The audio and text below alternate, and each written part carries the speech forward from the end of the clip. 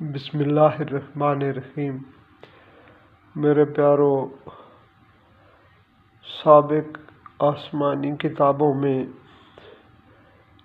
مدینہ کا ذکر موجود ہے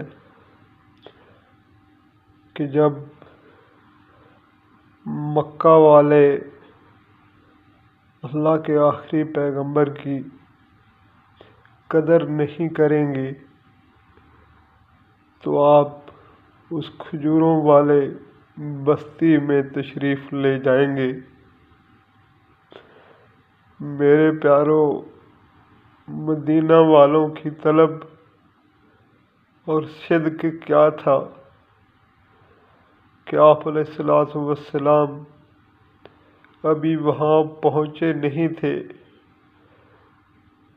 کہ مدینہ کے لوگ، مرد اور عورتیں روزانہ آپ کی راہ تکتے۔ میرے پیارو، جب آپ علیہ الصلوۃ والسلام مدینہ میں داخل ہوتے ہیں تو مدینہ کی بچیاں یہ گا کر آپ کا استقبال کرتی ہیں کہ طلع البدر علینا وجب الشکر علینا۔ میرے پیارو، جب مشکل وقت پڑتا ہے تو سیدنا سعد،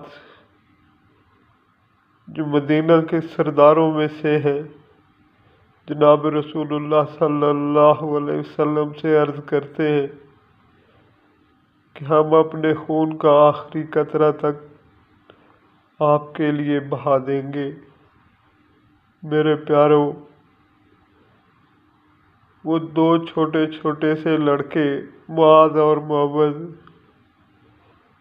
جنگ میں جانے کے لیے ایک دوسرے پر ضد کر رہے ہیں۔ میرے پیارو، مدینہ کی ایک عورت اپنے شیر خوار بچے کو لے کر جناب رسول اللہ صلی اللہ